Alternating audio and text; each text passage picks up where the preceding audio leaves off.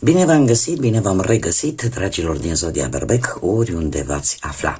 Suntem din nou împreună la o lectură generală pentru prima lună a anului 2026, luna lui ianuarie, așa că toți cei care aveți soarele, luna, Venus, ascendentul în Zodia Berbec, această lectură este de asemenea și pentru voi.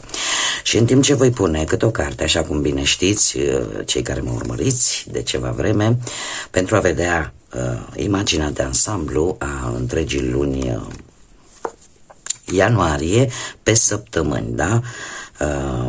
Săptămânile întregi, formate din 7 zile ale lui ianuarie, am să vă spun și din punct de vedere astrologic cam ce vă așteaptă.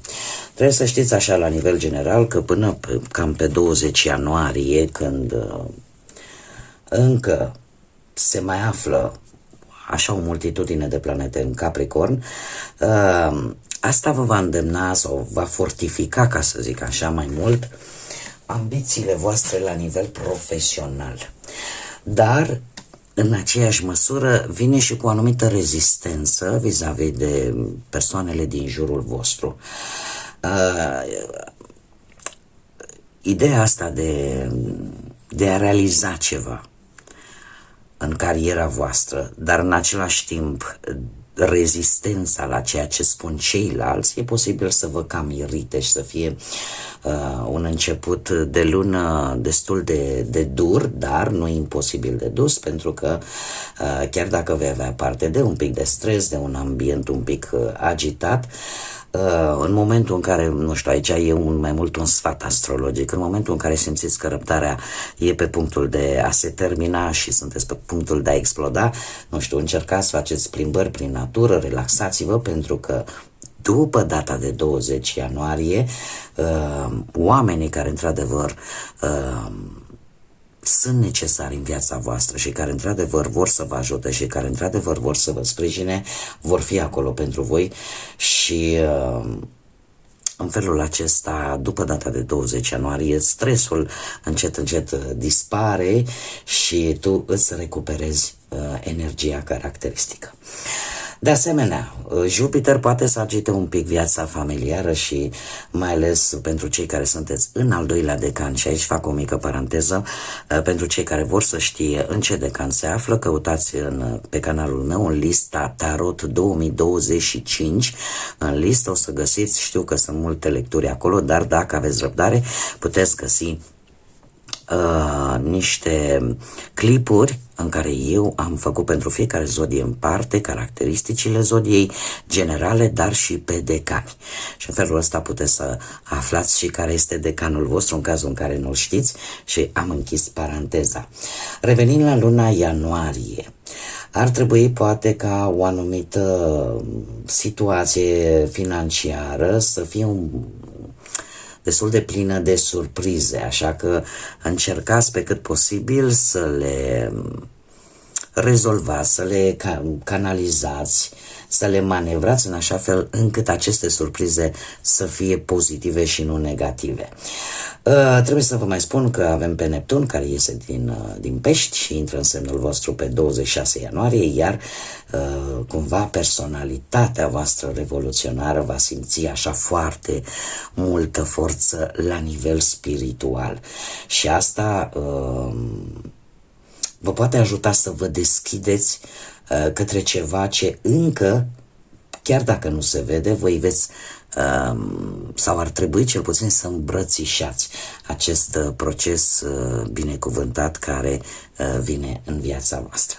Acum, dacă o luăm pe partea carierei, pe partea finanțelor, trebuie să vă spun că, într-adevăr, în această lună veți fi foarte atenți, foarte focusați pe aceste două aspecte ale vieții, atât pe cariera profesională cât și pe partea asta a finanțelor.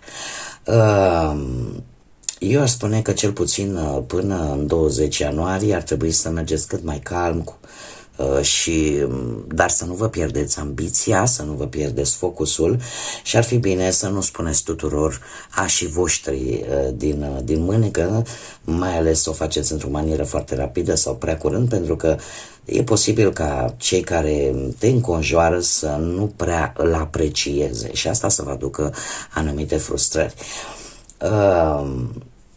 Banii pot fluctua în această lună, așa că ar fi bine să nu vă cheltuiți chiar toate economiile. Dacă vorbim de dragoste și de viața asta sentimentală, avem un Venus și un Marte în duet, ceea ce îmi spune că pe perioada 1 ianuarie până pe 17 ianuarie nu prea-ți ușurează treaba din punctul ăsta de vedere amoros sau cum vă exprimați voi din punct de vedere afectiv și posibil să fiți un pic mai exigenți, un pic mai bruști așa pe partea asta sentimentală, așa că aveți grijă și de consecințele după ce acest duet se mută cumva în vărsător și abia atunci te vei simți mult mai pregătit și mult mai apt în a cuceri, îți vei recăpăta, ca să zic așa, acea liniște interioară încât să iei lucrurile un pic mai domol. Dacă vorbim de relațiile care formează deja o pereche din punct de vedere sentimental, ar fi bine ca în prima perioadă să lăsați un pic stresul la ușă, pentru că altfel se poate transforma în trecut. Mare atenție! Nu abuzați poate de aflarea unui adevăr care poate răni pe celălalt. Mai ales în perioada 1-19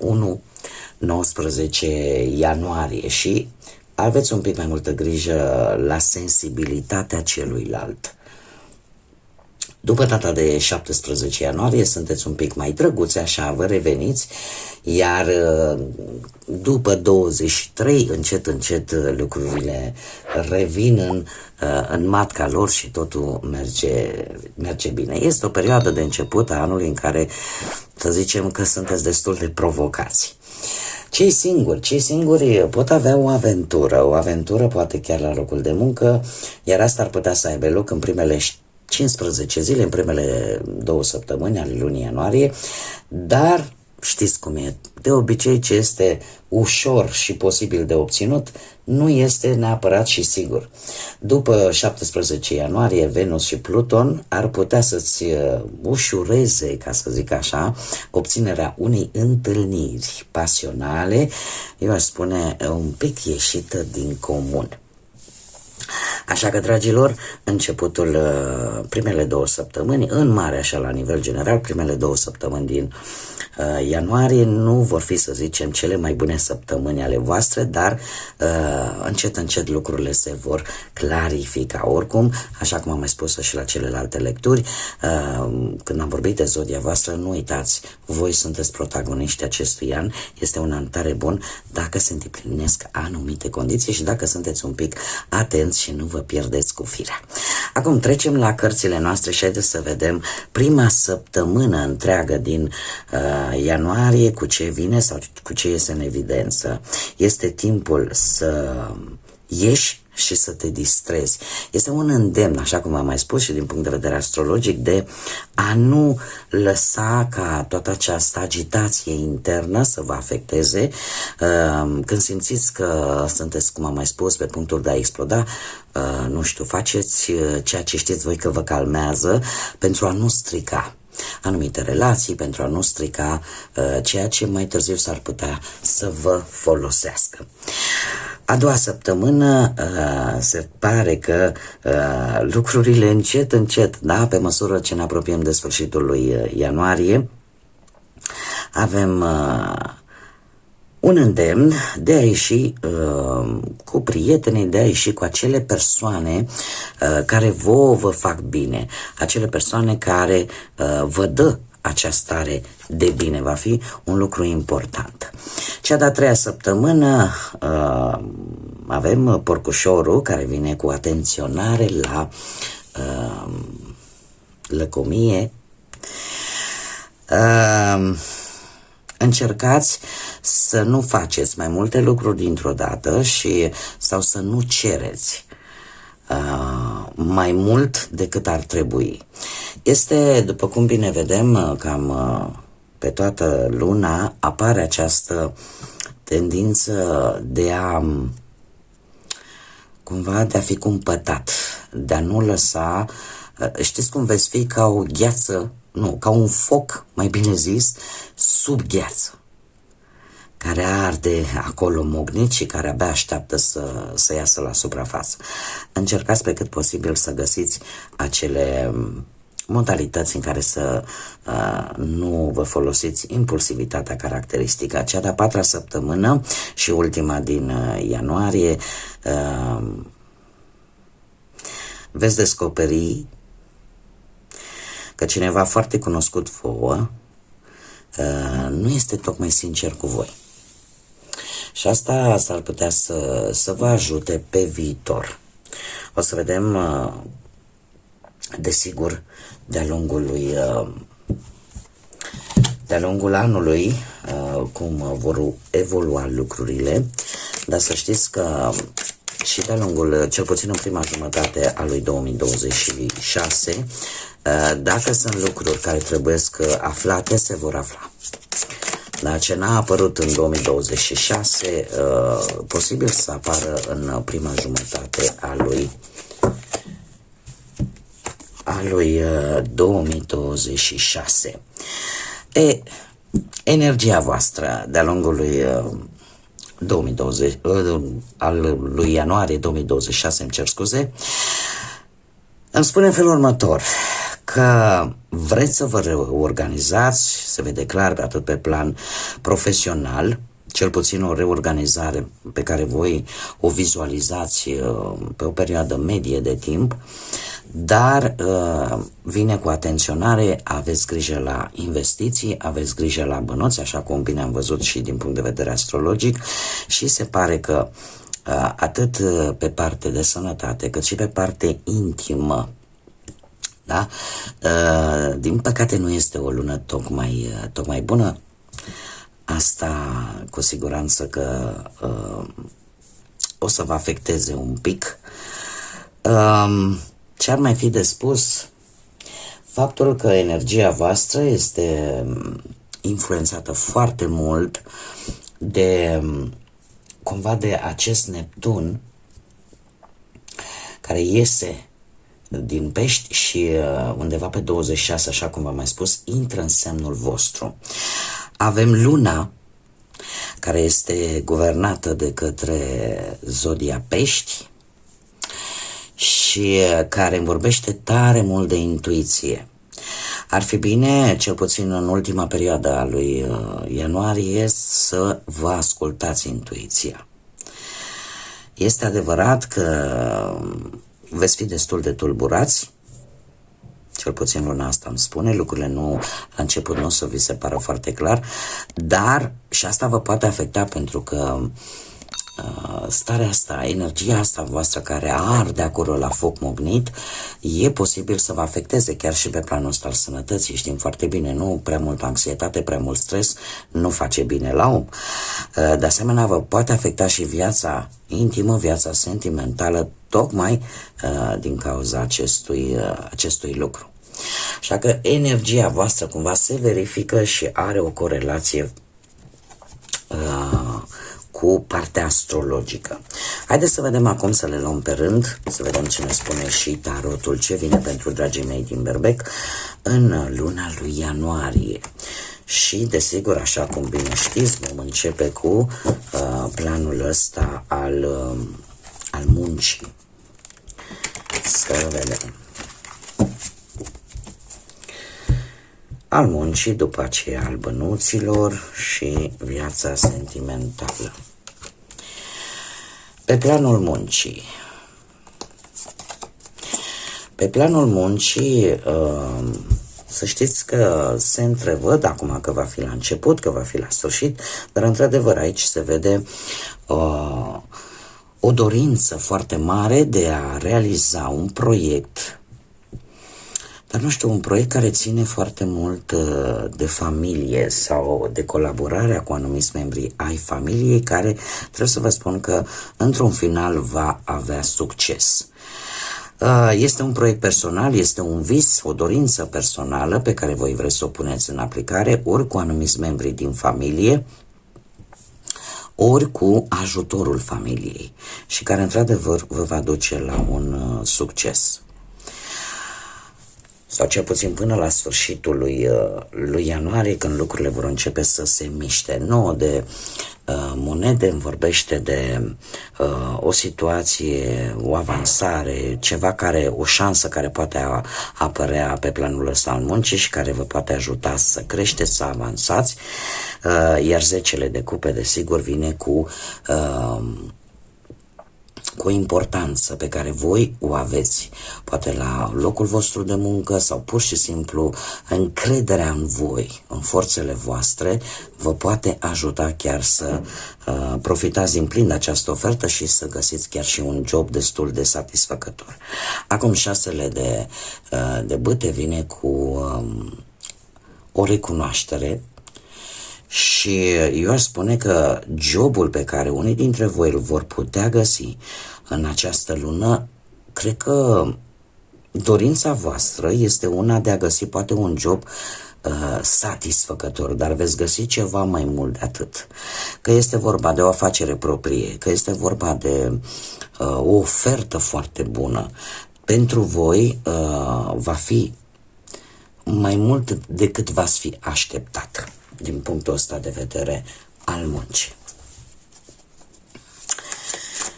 Mergem mai departe, de să vedem pe plan material, pe finanțe.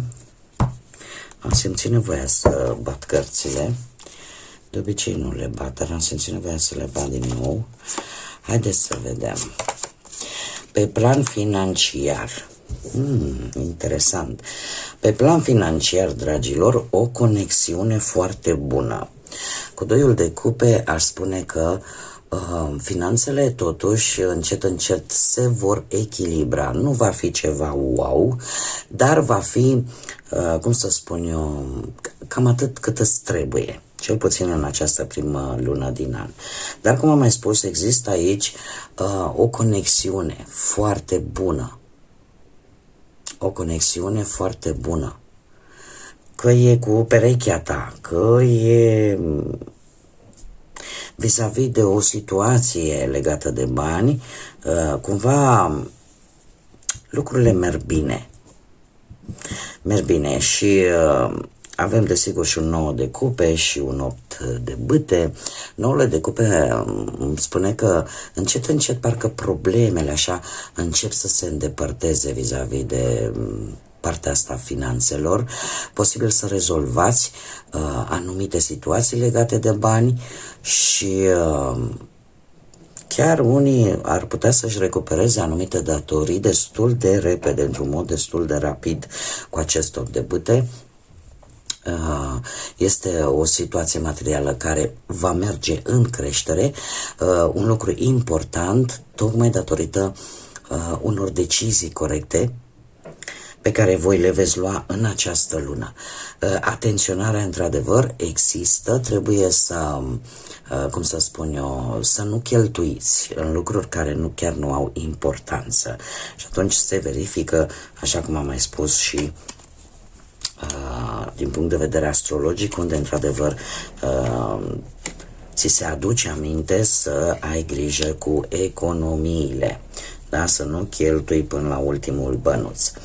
Pe parte sentimentală, cei care sunteți într-o relație, într-o pereche, avem un rege de cupe, zodii de apă, rac, pești, scorpion, avem de asemenea și zodii de aer, gemeni, balanță, vărsător.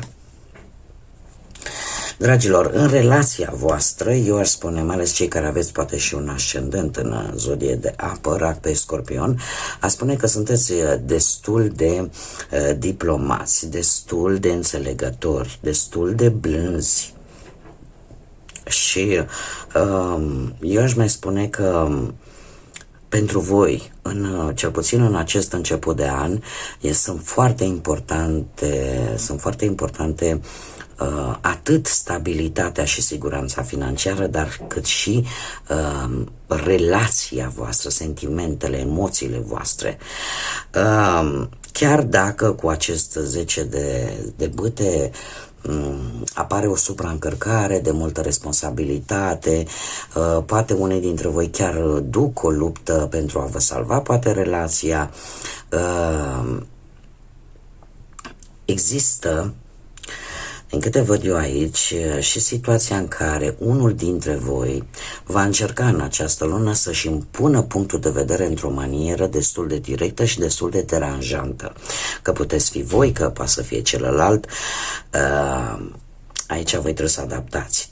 Așa că se cere un pic, așa cum bine am văzut pe plan sentimental, cam prima jumătate și câteva zile din ianuarie nu este chiar o perioadă foarte favorabilă pentru voi pe plan sentimental. De ce? Pentru că veți tinde oarecum să vă exprimați destul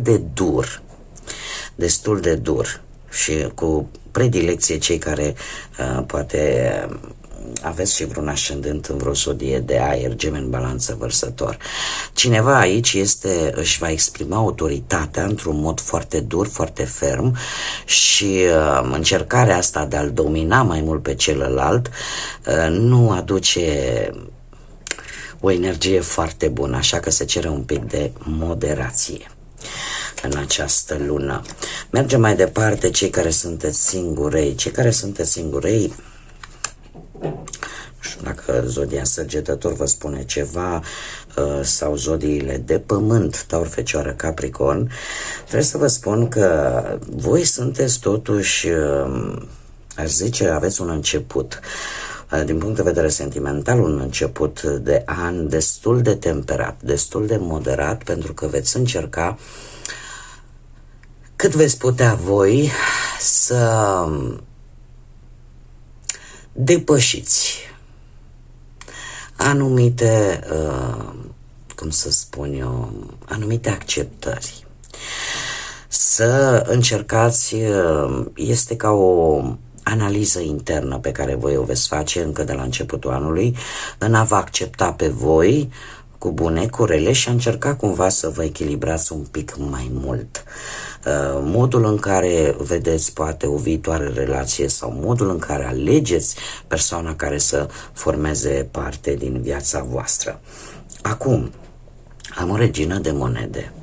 Am o regină de monede care foarte bine poate să vă reprezinte pe voi dacă aveți Luna sau Venus sau chiar și ascendentul într-o zodie de pământ, Taur, Fecioară sau Capricorn. În această ipostază aș spune că voi trebuie în primul rând să vă apreciați calitățile voastre, iar odată ce le apreciați, atunci iubirea poate ajunge în viața voastră, dragostea poate ajunge la voi.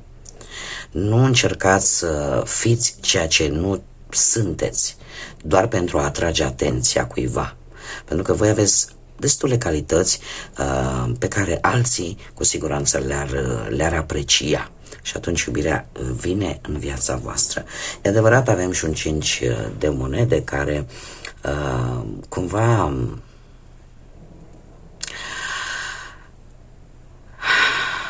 aveți o anumită teamă. E posibil ca unii dintre voi să fiți singuri de ceva vreme și chiar dacă poate voi ați spus ochii așa pe cineva care e posibil totuși să nu vă corespundă în sensul în care să nu aibă aceleași sentimente vis-a-vis de voi cum voi poate v-ați format vis-a-vis de respectiva persoană. Cinciul ăsta de monede îmi spune că ar fi bine totuși în această lună să nu vă faceți așteptări vis-a-vis de această persoană dacă ea există. Nu lăsați cumva ca propria voastră fericire să depindă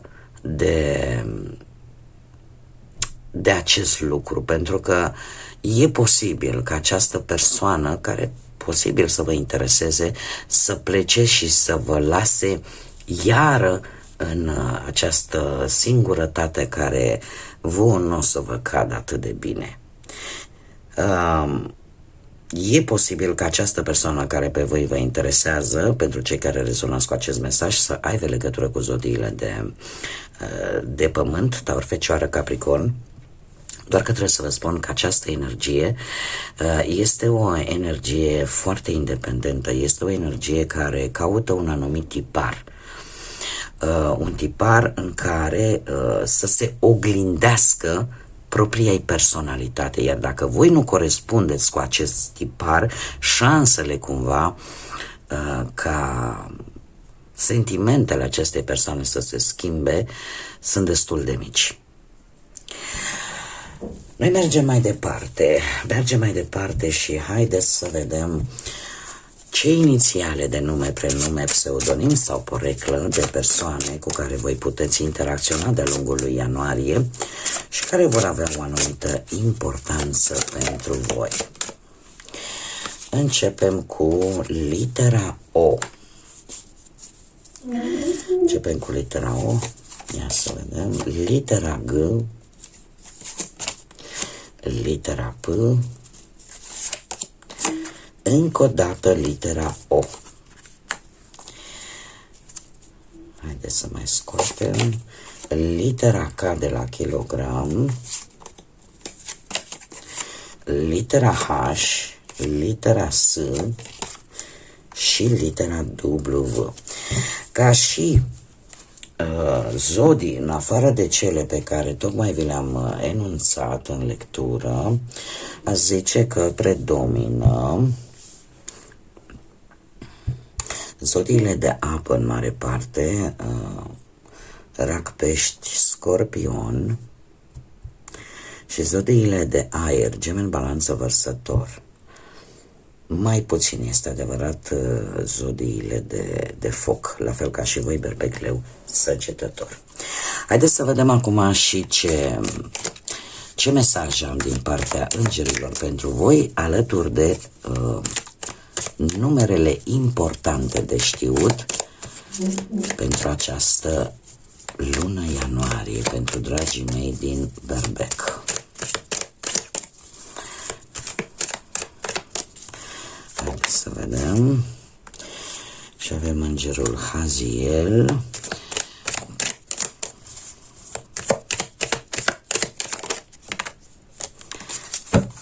Bun. Haideți să vedem. Haideți să vedem, dragilor, vi se repetă, trebuie să vă spun, se repetă cifra 2. Cifra 2 este o cifră guvernată de lună, este o energie feminină, yin, și ne vorbește foarte mult de empatie, de compasiune, de emotivitate, de sensibilitate și desigur are și o parte de umbră, ne vorbește despre dificultatea în a spune nu atunci când este necesar și în felul acesta în a pune anumite limite.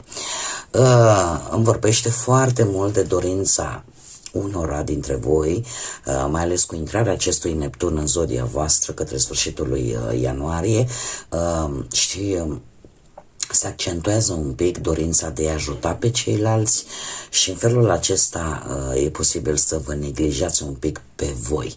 Cu precădere cei care vă știți că aveți și un ascendent în zodia Pești. Acum, revenind la cărțile noastre, avem numărul 9, avem numărul 37, se repetă încă o dată numărul 9, avem 56 sau 11, care pot simboliza, nu știu, date sau numere importante care vă trezesc, vă spun ceva. Care ar fi mesajele îngerilor pentru voi? Îl avem pe Haziel, Aniel și Poiel. Spune în felul următor, că ar trebui să ținem cont de iertarea divină, să obținem acele prietenii cum să spun, acele prietenii care își țin promisiunile și care atunci când promit un lucru se și țin de respectivul lucru. De asemenea, mesajul următor vine vis-a-vis de un ciclu din viața voastră care se cam învârte în loc. E ca un cerc care parcă nu se mai termină. Acest cerc probabil ori se va rupe, ori îți va înlesni, îți va da șansa de a-l rupe. Anumite obiceiuri, anumite bariere care au fost puse și care te-au cam pus să bați pasul pe loc. Dacă vei reuși să întrerupi acest ciclu vicios, acest ciclu care te-a cam obstrucționat, atunci vei reuși în sfârșit să guști și din victorie. Mai avem de asemenea și aici vorbește un pic de noroc și faimă.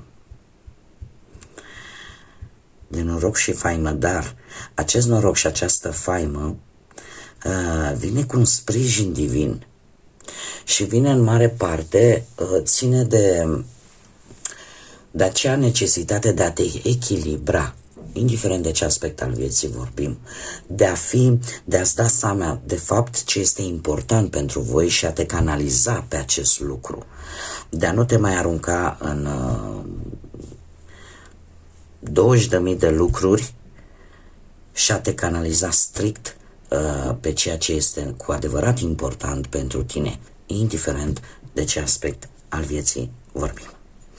Bun, dragii mei, cam atât am avut pentru voi, pentru această primă lună de an nou 2026. Eu vă mulțumesc că ați fost alături de mine. Mulțumesc desigur tuturor celor care, ca de fiecare dată, îmi lăsați comentarii, dați like-uri și distribuiri și le urez bun venit recenților abonați. Mă bucur că v-am avut alături, iar până data viitoare, când ne vom reîntâlni, la mulți ani încă o dată pentru 2026, să începeți anul cu o energie cât mai pozitivă, cât mai bună și nu uitați, este un an al originalității, este un an al voinței. Până data viitoare, când ne vom reîntâlni la o nouă lectură, tot binele din lume și, desigur, să fiți iubiți, dragilor!